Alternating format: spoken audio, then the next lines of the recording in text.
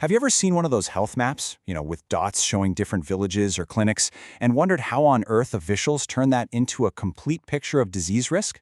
Well, that's exactly what we're diving into today.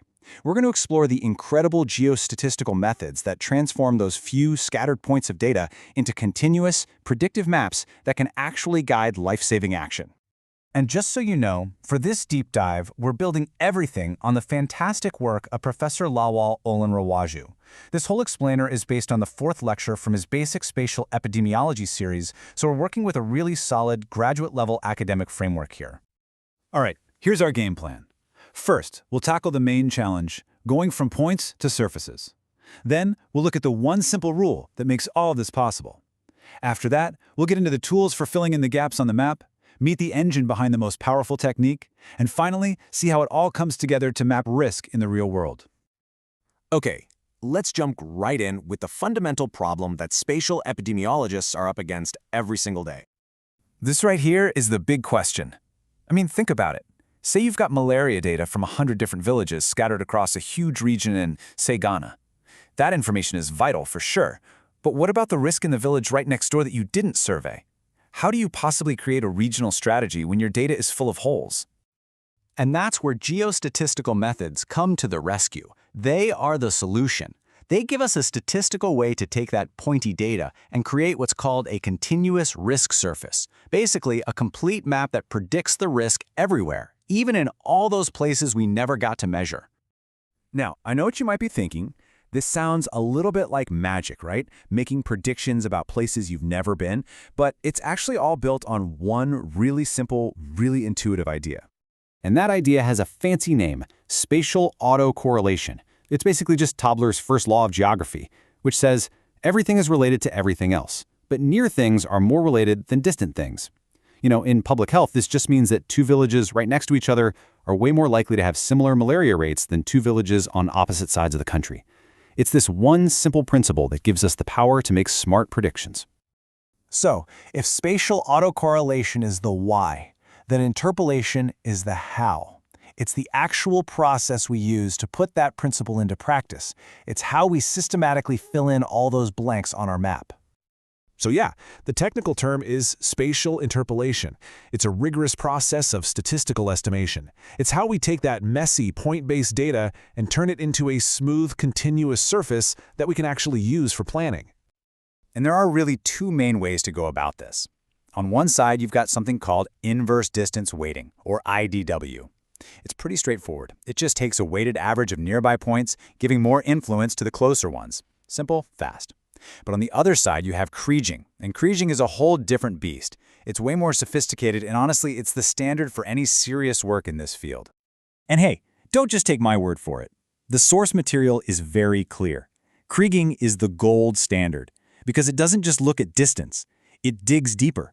It actually models the underlying spatial structure of the data itself, which lets it produce predictions that are statistically optimal.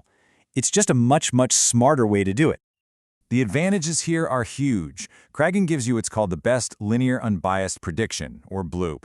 All that means in the real world is that it's the most accurate guess you can make without introducing some kind of systemic error. But for me, the real game changer is that 4th point. Kriging doesn't just give you an estimate of risk, it also tells you how uncertain it is about that estimate, and that is absolutely critical. It lets you see where the model is really confident about a hotspot versus where the data is thin and the prediction is a bit shaky. That directly tells you where you can act with confidence.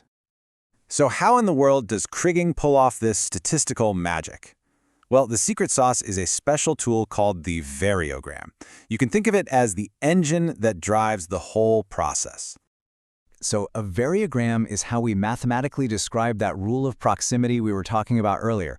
It's a graph that plots how different 2 data points are against the distance separating them. It's basically how the model learns the unique spatial fingerprint of the disease that you're studying.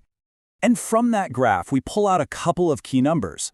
The range tells us the distance where our rule of proximity kind of falls apart, the point at which 2 locations are just too far apart to be related anymore. Then there's the CIL, which is just the total amount of variation in the data. Together, these numbers help build a custom mathematical model of the spatial pattern that's tailored specifically to your data. And the workflow is actually pretty straightforward. First, you calculate the variogram from your raw data points. Second, you fit a nice, smooth mathematical model to that data. And third, that finished model becomes the main input for the Kriging algorithm, giving it precise instructions on how to make the most accurate predictions possible. Okay, that was a lot of theory. Now let's get to the good part. Let's see how all of this actually comes together to tackle real-world public health crises. This is where it gets really powerful. And this is the end result of all that work, the risk surface. We're not looking at a map with a few dots anymore. This is a continuous landscape of risk showing the predicted chance of disease for every single spot in a region. And right away, you can see how valuable this is. You can literally see the hotspots pop right off the map. One of the key benefits of doing it this way is something called spatial smoothing. And this is so important because raw health data can be really noisy. You might have a tiny village that shows a crazy high disease rate just because of a few random cases. Smoothing helps fix that. It borrows a bit of statistical strength from the neighbors to stabilize those estimates, making sure our map shows the real underlying pattern, not just random blips. And let's bring this right back to that urgent example from sub-Saharan Africa. Using these methods to map malaria isn't just some academic exercise, it is absolutely essential. It's how health ministries decide where to send bed nets, where to focus spraying campaigns, and where to invest in clinics. It's all about making sure scarce resources go where they'll do the most good. So, a typical model for this kind of work has three main ingredients. First, you have your fixed effects. These are the things we know and can measure that drive the disease, like rainfall, temperature, things like that. Then, you layer on the spatial effects, which is what Kriging is so good at capturing, all those unmeasured, spatially patterned things that affect transmission. And finally, the model accounts for unstructured noise. You know, just the random variation that you can't really explain. So let's just step back and ask, why does any of this matter? Well, it matters because it lets public health officials stop being reactive and start being proactive. It lets them find hotspots with precision, plan targeted, efficient interventions, and use real evidence to decide where money and people should go. It literally turns raw data into life-saving intelligence. But that leaves us with one last massive question. Because creating a perfect, statistically beautiful map is an incredible achievement. But the map itself doesn't save anyone. The real challenge, and the thought I want to leave you with, is this. Now that we have the power to predict risk so precisely, how do we build the systems to turn these maps into fast, effective, life-saving action on the ground?